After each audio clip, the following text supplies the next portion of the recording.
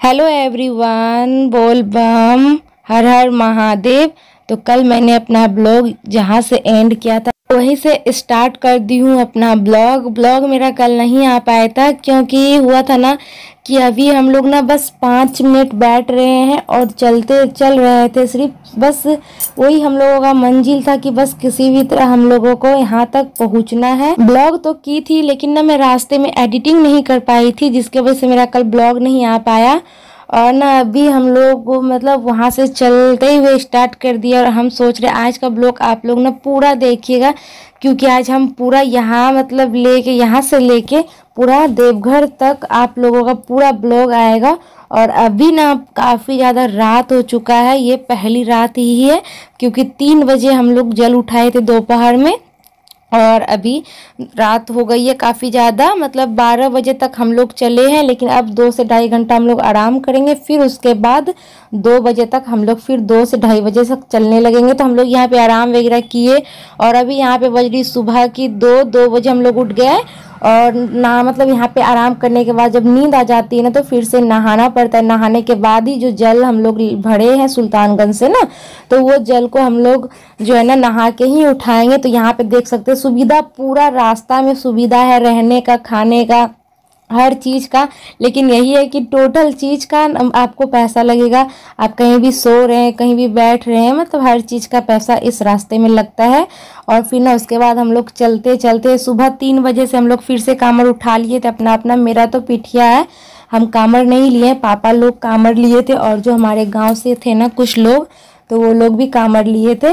तो आज हम आप लोगों को, लेकिन पता है मतलब मेरी तो हालत ख़राब नहीं हुई है। ये देख सकते हैं मैं जा रही हूँ तो मुझे ठीक लग रहा था, लेकिन ना मम्मी है ना, मम्मी लड़खड़ा गई थी। जो मेरी मम्मी है वो नहीं चल पा रही थी, तो मैं मम्मी को पूरा रास्ते टान के लेके जा रही थी और मम्मी का पैर में मुझे चलना पड़ रहा था, जिसके वजह से मेरे पैर में भी दर्द हो गया। और हस्बैंड जी तो बहुत अच्छे चल रहे थे, अगर इनके पैर में चलती ना तो मैं सबसे 6-7 घंटा पहले ही देवघर पहुंच जाती। लेकिन ना मम्मी की वजह से मुझे वेट करना पड़ रहा था, तो इसीलिए थोड़ा ना मतलब वेट कर करके मतलब सबको लेके जा रहे थे फिर। और सुबह के 3 बजे हम लोग जल लेके निकले थे और अभी 8 बज चुकी है और थोड़ा बहुत भूख लग गई है। हम लोग फलाड़ी पे जा रहे हैं।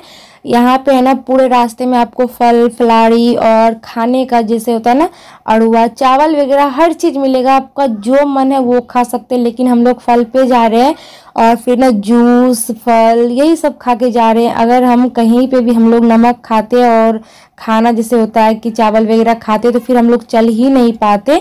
और ना काफ़ी तेज़ धूप भी थी, तो सुबह वाला जो धूप था ना करीब 10 बजे तक हम लोग चल रहे थे और जहाँ थोड़ा धूप कर रहा था ना तो आधा घंटा हम लोग रुक जा रहे थे।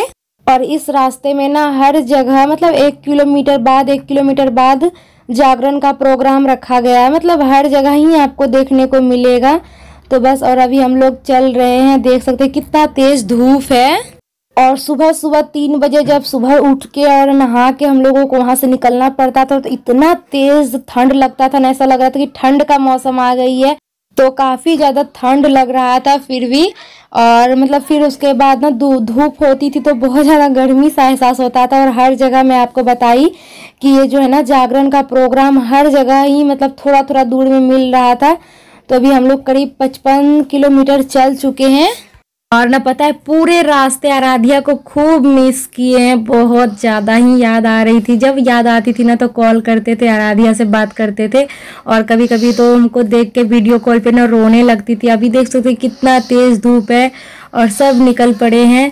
सबका बस मंजिल है कि जितना जल्दी पहुंच सके, फिर उसके बाद अपना घर फैमिली के पास अपना जा सके। और एक ना पीछे में अभी आप देखे होंगे तो पता है उनको फ़ोन आया, मतलब पता नहीं, हम लोग नहीं जानते वो कौन थे। तो फ़ोन आया कि मतलब उसके घर पे कोई डेथ कर गया है, तो बहुत ज़्यादा रोने लगे थे। लेकिन हम लोगों को पता नहीं था, तो मुझे ना बहुत वो लग रहा था, मुझे लग रहा था कि अपने साथी लोग से बिछड़ गए इसीलिए वो रो रहे हैं। तो मुझे बहुत दया में सा आने लगी ना, मुझे भी मतलब लग रहा था कि मैं भी रो जाऊं।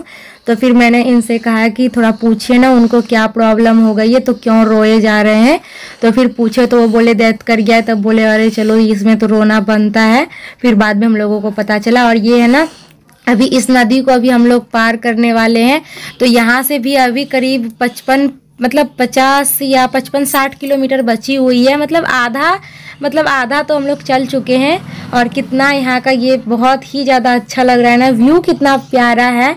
और यहाँ काफ़ी आधा आधा पानी था, कमर तक पानी था, बहुत तेज़। और यहाँ पे हम लोग नहाए भी थे तो मन को ठंडा ठंडा सा फील हो गया था, नहा के मन फ्रेश हो गया था।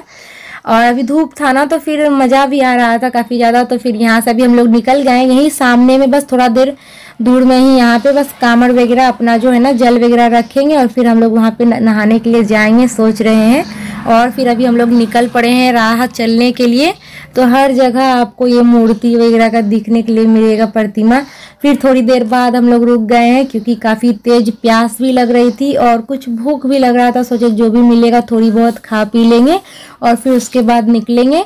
तो 2 घंटा हम लोग चलते थे, 3 घंटा चलते थे और कुछ ना कुछ खाते थे क्योंकि पैदल चलना और भूख तो लगता था। मतलब लगता था ऐसा कि अभी थोड़ा देर पहले खाएं और तुरंत कुछ ना कुछ खाने का फिर मन करने लगता था क्योंकि काफ़ी तेज भूख लगने लगती थी। और यहाँ देख सकते कितना ज़्यादा दंडवत देते हुए जा रहे हैं। तो यहाँ ना पूरे रास्ते में आपको एक चीज़ जैसे मौसमी, गन्ने, ये सबका जूस, लेकिन सबसे ज़्यादा ना मौसमी का जूस बहुत ही फ़ायदेमंद होता है।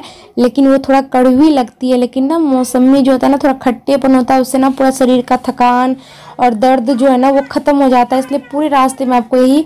और अभी हम लोग सुइया पहाड़ चढ़ रहे हैं। अभी का मतलब अभी से मैं 3 साल पहले आई थी ना तो उस टाइम बहुत अच्छा, बहुत अच्छा नहीं, उस टाइम थोड़ा मुश्किल हो रहा था चढ़ना। लेकिन अब की बार इतना अच्छा रास्ता को बना दिया है ना, पूरा प्लेन कर दिया, पूरा बालू वगैरह से भर दिया ना, तो उतना पता नहीं चल रहा था। तो यही है सुइया पहाड़ हम लोग चढ़ रहे हैं। और इससे पहले काफ़ी ज़्यादा चुभता था, पैर में चढ़ा नहीं जाता था, तब तो गाना भी वगैरह निकल चुका है। लेकिन अभी ना काफ़ी ज़्यादा राहत हो गई है, बहुत इतना पता नहीं चल रहा था। वही है ना, थोड़ा पहाड़ पे चढ़ना पड़ रहा था ना तो थोड़ा सा क्या है ना हाँफने सा हो रहा था। थक जाती थी, 10 मिनट चल रही थी तो थक जा रही थी। और मैंने ये जो ऑर्केस्ट्रा जो प्रोग्राम वाला मैंने अभी थोड़ा देर पहले ही वीडियो अपलोड किया था तो मैं डिलीट की क्योंकि उसमें कॉपीराइट क्लेम आ चुका था। क्योंकि मैं इसमें सॉन्ग के साथ अपलोड की थी, मुझे लग नहीं रहा था कि कॉपीराइट आएगा, लेकिन कॉपीराइट आ गया। इसी के लिए मैं वीडियो अपना डिलीट कर दी हूँ। लेकिन मेरा सारा MB तो ख़त्म हो चुका है, अब पूरा वीडियो एडिट करके रखूँगी, फिर उसके बाद मेरा पूरा ब्लॉग कल आएगा। इसके लिए सॉरी, बहुत ज़्यादा दिक्कत हुआ मुझे बहुत बुरा लगा कि मेरा कॉपीराइट क्लेम आ गया। तो चलिए चलते हैं अपने। और करीब यहाँ पे हम लोग 90 किलो तो आराम से चल चुके हैं बस। और यहाँ से 20 से 25 किलोमीटर रह गई। और पता है 105 किलोमीटर है, लेकिन हम लोग को लग रहा था कि 150 किलोमीटर से ऊपर चल लिए होंगे, फिर भी इतना दूर लग रहा था। क्योंकि यहाँ का ऐसा लग रहा था कि किलोमीटर, जैसे कहीं का किलोमीटर 1 किलो है ना, 1 किलो चलते हैं। और यहाँ पे ना 1 किलो चलते थे तो ऐसा लग रहा था कि 2 किलोमीटर चल चुके हैं, ऐसा लग रहा था।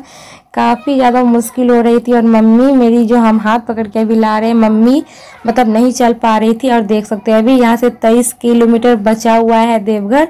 तो बस आज हम लोग को पूरा चल लेना है। आज तो किसी भी हाल में हम लोग को देवघर पहुंचना है, ठान लिए थे। और बस 5 मिनट बैठ रहे थे, बस सिर्फ थोड़ा सा अच्छा लगे, बस मात्र 5 मिनट। और पूरे रास्ते में इस तरह कोई भी बजरंगबली का, महादेव का मूर्ति आपको हर राह में देखने के लिए मिल रहा है। ये सब है ना लगा देते हैं, जो भी जाता है कुछ आरती वगैरह, सिक्का वगैरह रख के जाता है, तो कमाने के लिए, सब पूरा रास्ता में ये सब कमाने के लिए रहते हैं। और सब तो अपने पेट के लिए ही करते हैं ना। और फिर उसके बाद हम लोग चलते जा रहे हैं। कुछ टेंट वगैरह जो है ना सावन में खुल गई है, सावन निकल चुकी है ना, भादों में हम लोग जा रहे हैं। तो सावन में हम लोग इसलिए नहीं गए, आप लोग कहते दीदी सावन में जाया करो। और अभी देख सकते हैं हम लोग गोड़ियारी नदी आ चुके हैं। बस यहाँ से ज़्यादा नहीं बचता है, यहाँ से वही 10 से 12 किलो या 15 किलो मान के रखिए बचा होगा। यही है गोड़ियारी नदी, यहाँ से बहुत कम बचता है जाने को। और इस नदी में फ़ोटो वगैरह खींचने का दोनों ही जगह रहता है, तो आप कहीं भी खिंचा सकते हैं। और इस नदी को भी अभी हम लोग पार करेंगे। और आप लोग कहते थे दीदी आराध्या को क्यों नहीं लेके गए, तो हम आराध्या को इसलिए नहीं लेके गए क्योंकि बाप रे उसे लेके चलना, मुझे तो अपना शरीर ही बहुत ज़्यादा भारी लग रहा था। मैं तो फिर कैसे आराध्या को, और छोटी बच्ची है ना, तो फिर इसलिए नहीं लेके जा पाई।